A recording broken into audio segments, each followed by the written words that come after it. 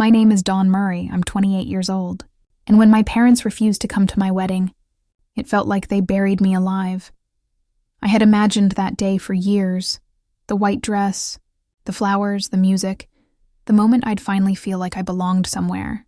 But instead of joy, all I remember is standing at the back of the church with my knees shaking, staring at empty pews that should have been filled with the people who raised me. The organ music swelled, echoing through the hall, but the sound only made the silence in my heart louder. My friends whispered, "It's okay, Dawn. Maybe they're just running late." I wanted to believe that. I wanted to believe maybe traffic had delayed them, or maybe Dad had left his wallet at home and they had to turn back. But deep down I knew they weren't coming. When the doors opened and I walked down the aisle, my chest felt tight, like someone had strapped a weight across my ribs. Faces turned toward me, smiling politely, but all I saw were the empty seats, 3 of them, right in the front row, marked with the ribbons I had tied myself. My fiancé reached out for my hand and I forced a smile, but inside, I was crumbling. Do you know what it feels like to be erased on the most important day of your life? To stand in a white dress, in front of God and everyone, and know that your own parents decided you weren't worth showing up for? I remember catching my brother's smirk across the aisle. He always knew they favored him. He didn't look surprised. He didn't even look sorry. After the vows, people clapped, cameras flashed, and someone shouted, "Kiss!" I kissed my husband with trembling lips, pretending the hollow ache in my chest wasn't real. The photographer begged us for smiles, so I smiled, but it felt like a mask glued to my face. Later, at the reception, laughter and music filled the room. Glasses clinked, heels clicked across the wooden floor, and the DJ played one song after another. Yet every time I looked toward the entrance, I imagined the door opening and my parents walking in. It never happened. Instead, I checked my phone again and again, fingers tracing the cracked screen, waiting for a message. Not even a text. Not even a "sorry, can't make it." Nothing.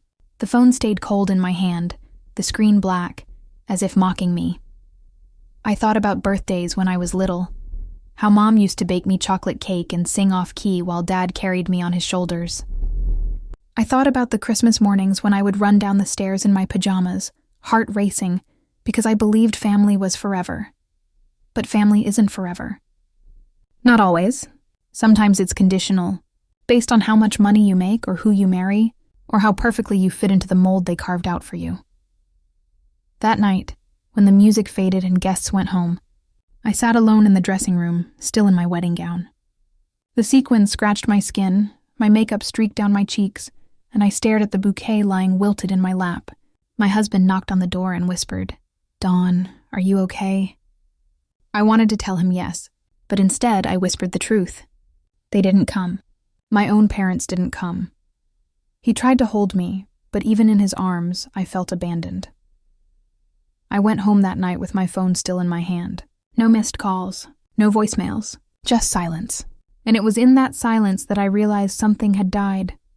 Not just the dream of a perfect wedding, but the hope that my parents would ever love me the way I needed them to. Little did I know, the very people who left me crying in my wedding dress would one day beg to be in my car. Weddings are supposed to be the loudest days of your life, but mine was defined by silence. The silence wasn't in the music. The violinist played softly. The organist filled the church with hymns. It wasn't in the voices. Guests whispered. Shoes tapped against the marble floor. Cameras clicked. The silence was inside me, a hollow echo that grew with every step I took down the aisle. I had placed 3 ribbons on the front pew for my parents, believing they would show. Each ribbon tied carefully, like a promise I thought they wouldn't break. But those seats sat empty, cold and glaring. It felt like the whole church noticed. Whispers rippled through the rows. Where are her parents? Didn't they want to be here? My cheeks burned hotter with every passing glance. My father wasn't there to walk me down the aisle. Instead, I gripped the bouquet so tight the stems bruised in my hand, willing myself not to stumble. When I reached the altar, my eyes locked on my brother. He leaned back in his seat, arms crossed, a smirk curling at his mouth. He didn't look surprised. He looked entertained.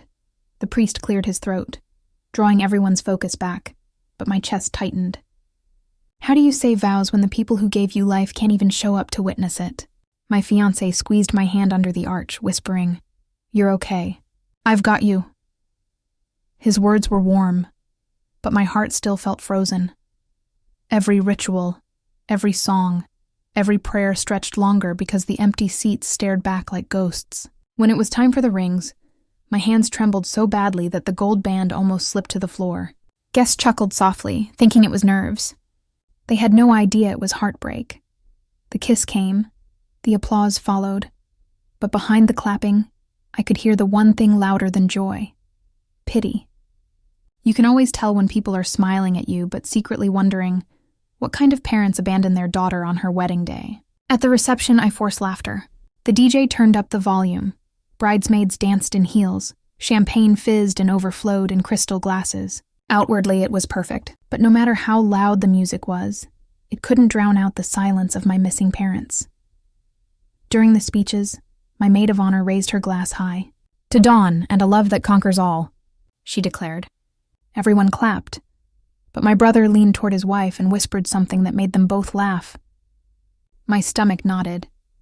I glanced again at those empty chairs by the entrance. I kept imagining the door swinging open, my mother's perfume drifting in, my father adjusting his tie as if nothing had happened. But the door never opened. By the time the last guest left, the hall smelled of spilled wine and extinguished candles. I stood at the head table, staring at the untouched plates my parents should have eaten from, the napkins still folded neatly. The silence in that moment crushed me more than any cruel word could have. Their absence screamed louder than any church bell could. After the wedding, the phone rang once, and it wasn't my parents. The day after, I sat on the couch still wearing my robe, hair pinned messily, makeup smudged from tears. My phone lit up with a number, my heart jumping for just a second. But it was only my best friend, Rachel. "Dawn?" she said softly. "Yeah," my voice cracked. "I'm coming over. You shouldn't be alone right now." Minutes later, she arrived with a bag of donuts and 2 lattes, steam curling up into the morning air. She hugged me so tightly I could feel her heartbeat. I didn't realize how starved I was for that kind of comfort. "They didn't even call?" she asked. I shook my head, blinking hard. "Not a text, nothing," she cursed under her breath. Unbelievable. My husband tried too, cooking eggs in the kitchen, forcing jokes, touching my shoulder every few minutes as if to remind me he was there. And he was. But no matter what they did, the emptiness was bigger than their efforts. Have you ever felt loved and unloved at the same time? Surrounded by kindness, yet hollow inside because the people you wanted most weren't the ones giving it? That was me. By noon, I opened Facebook. Bad idea. My feed was flooded with pictures. Not of my wedding. Not of me in a dress I had spent months saving for. No. It was my parents and my brother on vacation in Florida. Sun hats, beach chairs, margaritas in hand. The timestamp read the exact same day and hour I was walking down the aisle. My stomach dropped. It wasn't that they forgot. It wasn't that they got stuck. They had chosen to sit under palm trees instead of at my wedding. I scrolled further. Caption after caption. Family time is everything. My mom had even posted a picture of her and my brother's kids, writing, "So proud of these moments." I stared at those words until the screen blurred. Proud of them. Ashamed of me. That was the message. Rachel saw the phone in my hands. "Dawn, don't look at it." But I couldn't stop. Each photo felt like another knife twisting deeper. My husband finally took the phone gently and set it face down on the table. "Stop giving them the power to hurt you," he whispered. His voice was calm, but his jaw was tight. He was angry for me, even when I couldn't fight for myself. I wanted to scream, to throw the phone across the room, to demand answers I would never get. Instead, I curled up on the couch, hugging my knees, wondering how parents could erase their own daughter so easily. That night, while the house grew quiet, I replayed the day in my head. The vows, the kiss, the applause, all of it should have been enough. But in their world, my wedding never happened. Grief quickly turned into anger, and anger into ambition. After my wedding, I woke up every morning with a knot in my chest. At first, I thought the ache would fade. Instead, it hardened into something sharper. If my parents thought I was worthless, then I would build a life so undeniable they'd choke on their silence. That's how I ended up in a cramped office on the 12th floor of a downtown Pittsburgh building, working as a junior account assistant at a marketing firm. My desk was wedged between a flickering light and the humming copy machine. Every day, I brewed coffee so strong it burned my throat, caught the 6:10 bus in the freezing dark, and fought to prove myself in a world that didn't care about broken daughters. But my boss, Mr. Heller, made sure I knew my place. "Dawn," he said one morning, dropping a file onto my desk. "Double-check this. Try not to mess it up this time." I forced a smile, though my hands tightened on the folder. His cologne stung like alcohol. He didn't see me as capable. He saw me as invisible. Late nights became my routine. While the office emptied and city lights flickered outside, I sat hunched over spreadsheets, sipping bitter coffee from paper cups. The cleaning lady vacuumed around my chair, shaking her head softly. Sometimes I'd whisper to myself, "One day." Just wait! Not everyone looked through me. Mrs. Klein, a senior manager with silver-streaked hair, noticed. One night, she stopped by my desk, her heels clicking on the tiles. "You're still here?" she asked. "Yes, ma'am." She studied the reports spread across my desk, then nodded. "You've got fire, Dawn. Don't let this place put it out." Those words hit me harder than I expected. In a building full of doubt, they felt like oxygen. Still, rejection was everywhere. Clients brushed me off. Colleagues whispered, "She's not ready." Every failure stung like salt on an open wound. But slowly, opportunity cracked open. Mrs. Klein started passing me small projects, a tagline here, a pitch draft there. My first idea bombed. My second landed flat. But my third, a campaign for a local coffee chain, actually made the client smile. "Not bad," Mrs. Klein said, sliding the mock-up back to me. My heart soared. Each bus ride home was the same. Fluorescent lights, gum-stained seats, strangers nodding off. I'd clutch my folder like a shield and whisper inside, "Every no you hear, Dawn, is fuel. Every door that shuts is firewood." And so, grief turned into anger. Anger turned into ambition, and ambition became my survival. Every no I heard became the fuel for my silent revenge. Rock bottom teaches you things comfort never will. Despite my small wins at work, money slipped through my fingers like water. Rent was $850 a month for a one-bedroom with peeling paint. My paycheck barely stretched. Some nights, dinner was a stale bagel or instant noodles from the corner store. I sold my old clothes on Facebook Marketplace, dresses I once wore to college parties, shoes I couldn't afford to replace. Each sale bought me another week of groceries, another bus pass, another reason not to quit. Have you ever counted change at a checkout line, praying you had enough? I have. Once at a Target, I laid out 3 wrinkled singles, quarters, and dimes for toilet paper and bread. The cashier's eyes softened, and humiliation burned hotter than hunger. At the office, no one knew. I wore the same black blazer 3 times a week, pairing it with different scarves to fake variety. Still, people noticed. My coworker Greg smirked once, whispering, "Guess fashion isn't her strong suit," but not everyone mocked. One afternoon, while the vending machine swallowed my last dollar, a voice spoke behind me. "Don't bother with that junk. Come with me." It was Serena, a graphic designer with bright red glasses. She led me to the break room and handed me half her turkey sandwich. "You look like you needed it," she said simply. I stared at the sandwich, tears pricking my eyes. "Thank you. Don't thank me. Just promise you'll pay it forward." Serena became my quiet ally. She didn't ask about my past, but she shared her own stories, working double shifts, sending money to her mom, pawning her guitar once to pay bills. She understood. Meanwhile, the grind never stopped. Long nights meant red-rimmed eyes. My fingers smelled of printer ink, my shoulders stiff from carrying work home in my bag. But something inside me shifted. Rock bottom stripped away pride. Rock bottom forced me to fight. I remember one particular night, sitting at my kitchen table with overdue bills spread out like battle scars. Gas? $92. Electric, $60. Credit card minimum, $45. I only had $103 in my checking account. I pressed my palms against my forehead, whispering, "How am I going to do this?" Then, something clicked. Instead of drowning in fear, I scribbled a budget. Cut subscriptions, cut takeout, cut everything non-essential. I wrote survive first, succeed later. The next morning, I walked into the office different. Tired, yes, but determined. When Greg snickered again, I didn't flinch. When Mr. Heller dismissed me in a meeting, I took notes anyway, planning how I'd prove him wrong. Serena noticed. "You've got that fighter look," she teased. "Maybe I finally learned," I said. "Learned what?" "That waiting for people's approval won't save me. Fighting for myself will." That week, I stayed late rewriting a campaign pitch. My words poured out raw, born from hunger and desperation. And when Mrs. Klein read it, her eyes lit up. "This," she said, tapping the paper, "has teeth."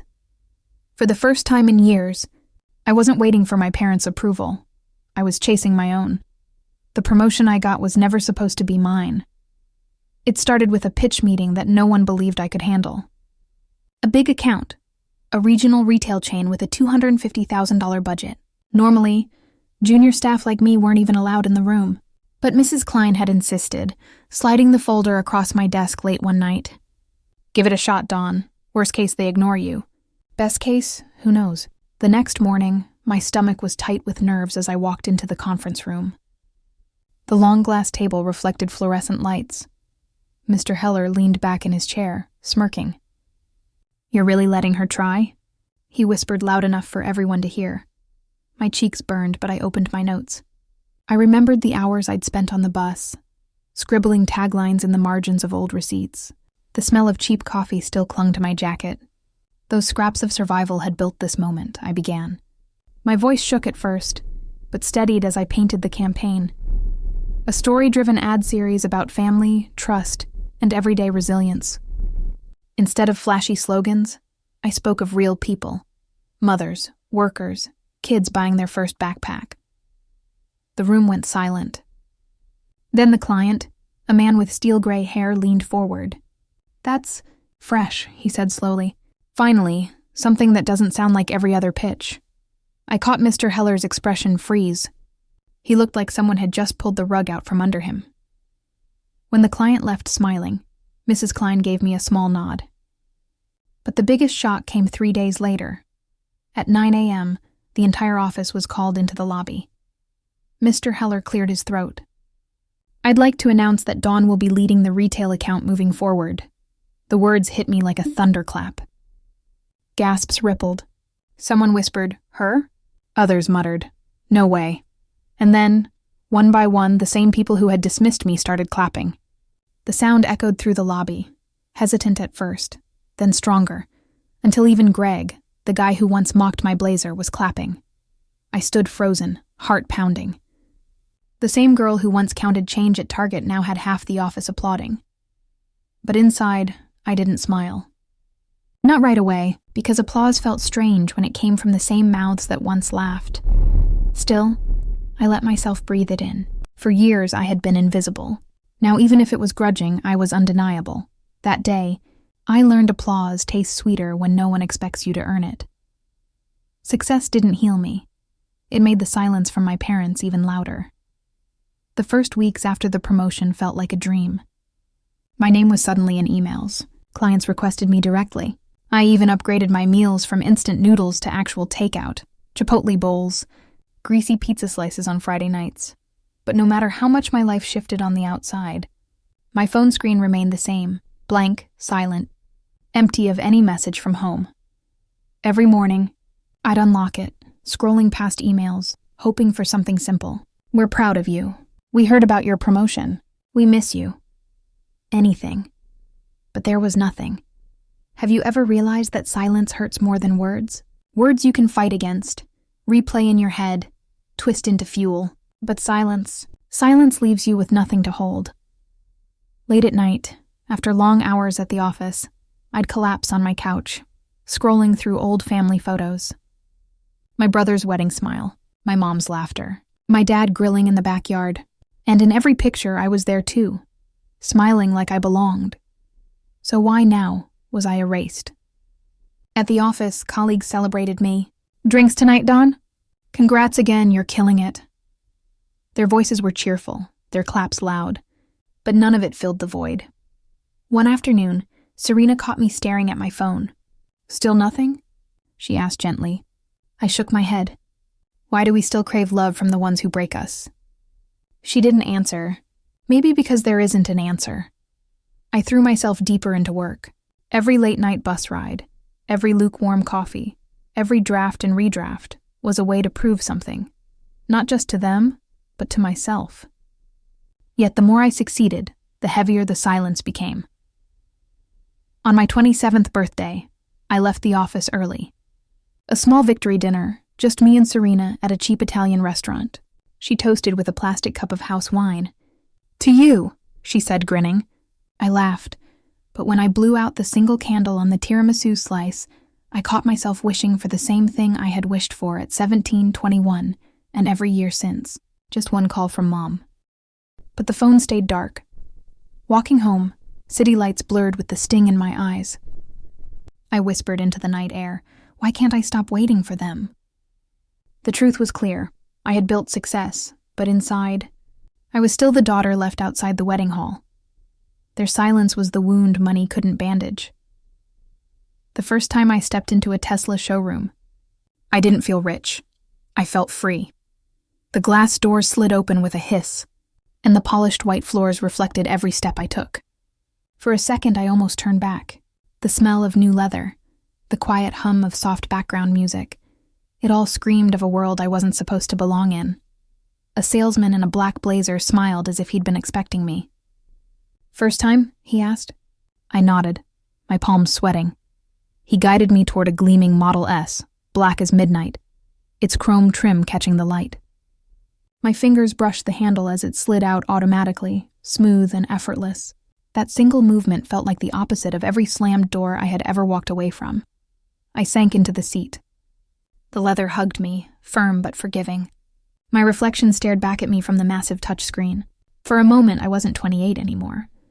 I was 16 again, standing in the kitchen, asking my mom if she could spare $50 so I could buy a dress for homecoming.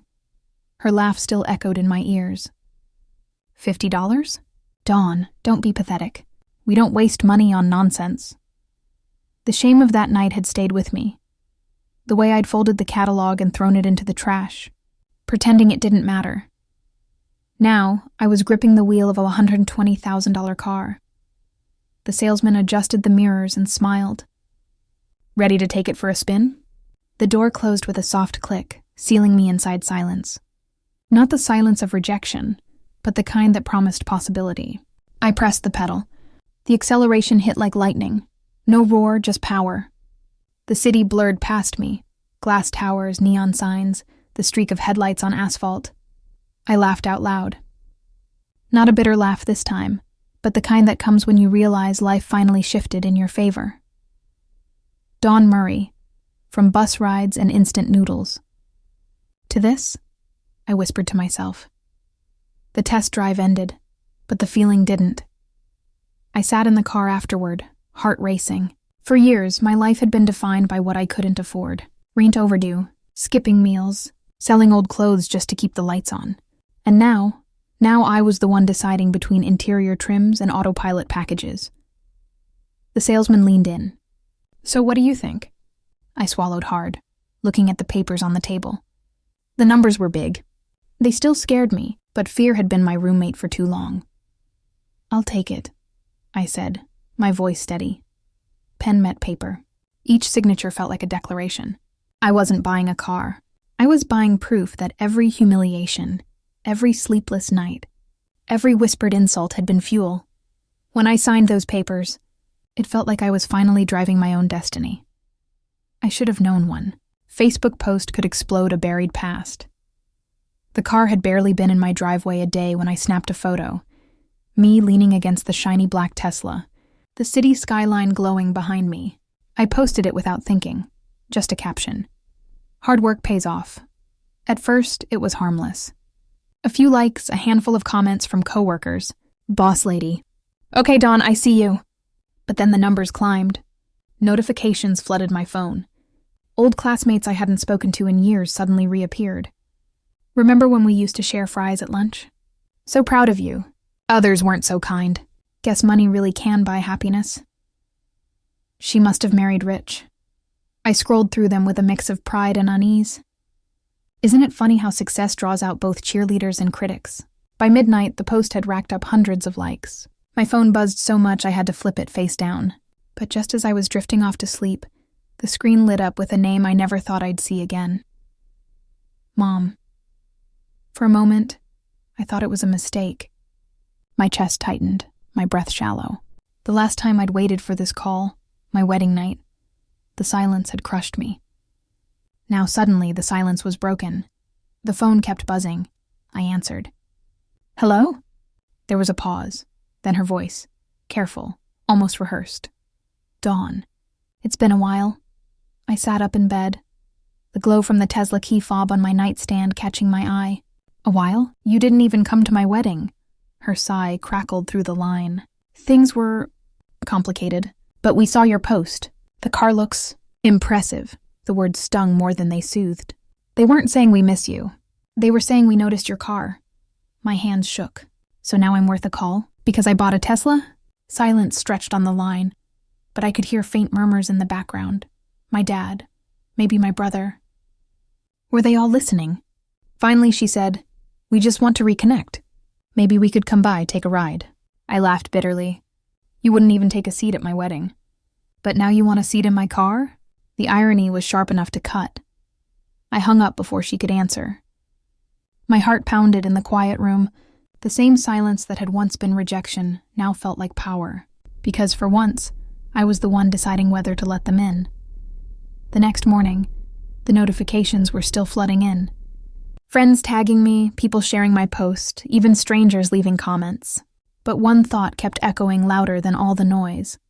The same phone that never rang on my wedding night now wouldn't stop buzzing. Her voice cracked through the line like nothing had ever happened. Dawn. It's so good to hear your voice, my mom chirped, as if we'd just spoken yesterday. I froze, the Tesla keys still warm in my palm.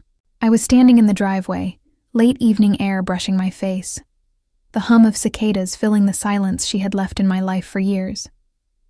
My chest tightened. Was this real? She continued, her tone sugary, forced. Your father and I were just talking. Maybe you could come by this weekend. It's been far too long. Too long? The words were almost laughable. Too long was missing a coffee date. Too long was forgetting to call on a birthday. This wasn't too long. This was years of silence. This was my wedding day abandoned. I took a breath. My voice came out sharper than I expected. You talk like nothing happened. Like you didn't skip the most important day of my life. There was a pause, then her practiced laugh. Oh, honey, the past is the past. Families fight, but we move on. That's what matters. The past? That word cut me open. The past wasn't a fight about dishes or curfews. The past was standing at the altar, staring at 3 empty seats I had saved for them. I bit back tears, gripping the key fob so hard it left marks in my skin. You made a choice, I whispered. You chose him. You chose comfort. And you erased me. Her sigh carried through the line, weary, like she was the victim. You don't understand, Dawn. Your brother needed us. We were stretched thin. We couldn't do everything. My stomach twisted. Always my brother. Always his needs, his success, his spotlight. But then her tone shifted. Softer, almost hesitant. Listen, things haven't been easy lately. Your father's been out of work. The house, well, it's complicated. And there it was. The mask slipped. This wasn't about love. This wasn't about healing. This was about money. I leaned against the Tesla, the cool metal steadying me. The irony nearly choked me. For years I had begged for their approval, for their presence, for just a drop of affection. And now here she was, voice shaking, trying to slip her need into casual conversation. Complicated? I asked, or desperate. Her voice faltered. We thought maybe you could visit. We'll talk. We'll figure things out. I closed my eyes, images flashing. Me in my wedding dress. tears streaking mascara. Me hunched on city buses, clutching late-night coffee. Me counting crumpled bills just to cover rent. And through all of it, silence from them. Now, the silence was broken not by love, but by need. I let the moment hang, her shallow breaths on the line, waiting for me to rescue her. But for the first time in my life, I wasn't the one begging. When they asked me for help, I tasted the bitterness of déjà vu. The call came late on a Tuesday. I was at my kitchen table, bills neatly stacked, laptop glowing with emails from clients. Life was finally steady, even good, but the sound of my mom's voice cracked that peace. "Dawn," she said softly, "we need you." 2 words I had whispered into the dark countless times. "We need you. Please come. Please love me." Now they were hers. She didn't waste time. "The bank's threatening to take the house. Your father hasn't been working. We're behind on payments. We need $20,000 at least to catch up. $20,000. My fork slipped against the plate, screeching like nails on glass. My chest burned. Was this the same woman who couldn't spare $50 for me in high school? The same parents who never spared a seat for me at my wedding? I stayed silent, letting her fill the void. "We know you're doing well," she pressed. "We saw the car. You must be making plenty. This is just a little help until we're back on our feet." The irony stung. They hadn't called to say congratulations. They had called to say cash advance. My throat tightened. "Do you remember my wedding night?" Silence.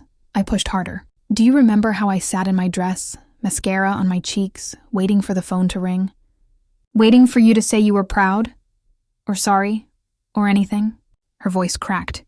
"Dawn, we made mistakes, but—" "No," I cut in. "You made a choice. And choices have consequences." I wanted to forgive them. Part of me, the child in me, still ached for family dinners and birthday cakes, for love that wasn't measured in conditions. But the woman in me, the one who had clawed her way up, who had swallowed rejection until it hardened into resolve, that woman wanted justice. $20,000, Dawn," she whispered again. "We'll lose everything." My hands shook, not from pity, but from the raw power of reversal. For once I held the cards. For once, I was the one they needed. I swallowed the lump in my throat and said the hardest words of my life. "I can't help you," there was a gasp. "You can't or you won't." I closed my eyes. The image of 3 empty pews burned in my mind. My voice was steady, final. "I won't." The silence that followed was deafening, and for the first time I welcomed it. This time, I hung up, not in defeat but in dignity. Ignoring them would have been easy, but healing required something harder. That's why, on a cold Saturday morning, I found myself standing outside the house I once called home. The paint was peeling, the grass untrimmed. Time had not been kind to it, or to us. My heart thudded against my ribs as I rang the bell. The door creaked open. My father stood there, thinner than I remembered, his shoulders slumped under invisible weight. Behind him, my mother appeared, her eyes red, as if sleep had been a stranger for weeks. For a moment, none of us spoke. The smell of stale coffee drifted out. I stepped inside, my heels clicking on the wood floor where I had once run barefoot as a child. We sat at the old dining table. I traced the scratches in the wood, marks from nights of homework, from dinners where my brother was praised while I went unnoticed. My mother broke first. "Dawn, we've made mistakes. But can't we start over?" I lifted my eyes, steady. "Start over? You don't get to erase what you did. You don't get to pretend it didn't shape me." They flinched, as if the words themselves carried weight. I took a shaky breath. "Do you know what it felt like? To beg for $50 for a field trip and be laughed at? To walk down the aisle in a white dress and see the seats you promised you'd fill empty?" My father looked away. My mother's lip trembled. But I pressed on, because silence had protected them for too long. "You taught me that love had conditions. That worth was measured by comparison. Every day I lived in your shadow, I felt smaller. Until I decided I'd never beg again." Tears slipped down my mother's cheek. She whispered, "We thought we were doing what was best. We thought he needed us more." I leaned forward, my voice low, sharp. And where did that leave me? The room was thick with the sound of her sobs. My father finally spoke, his voice cracked. "We failed you." From the corner, my brother sat in silence, his arms crossed, face pale. Not once did he defend me. Not once did he deny what I said. His silence was louder than any apology. I stood, my chair scraping against the floor. My heart ached, not with longing anymore, but with clarity. "You didn't just fail me.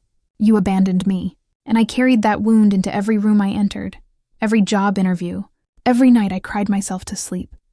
My mother reached out, her hand trembling, but I stepped back. "I forgive myself for believing I wasn't enough," I said softly. "But forgiving you? That's not mine to give." The house was filled with their cries now. Hers desperate, his broken, my brother's silence sharp as glass. But I felt light, as if the chains around my chest had finally broken. I walked to the door, every step steady, my heels echoing through the hall like a drumbeat. I walked away not as their daughter, but as the woman they never believed I could be. Driving home that night, the Tesla purred like a victory song. The headlights cut through the darkness, painting long streaks of light across the empty road. My hands rested on the smooth leather wheel, steady, grounded, free. I thought about the girl I used to be, the one who begged for $50, who counted crumpled bills at a diner counter, who walked into her wedding reception and saw nothing but empty seats where her family should have been. That girl had been humiliated, silenced, forgotten. But this woman, she had survived it all. The Tesla wasn't just a car. It was a symbol. Every hum of the motor reminded me of late nights working 2 jobs, of tears I wiped away alone, of moments when quitting would have been easier.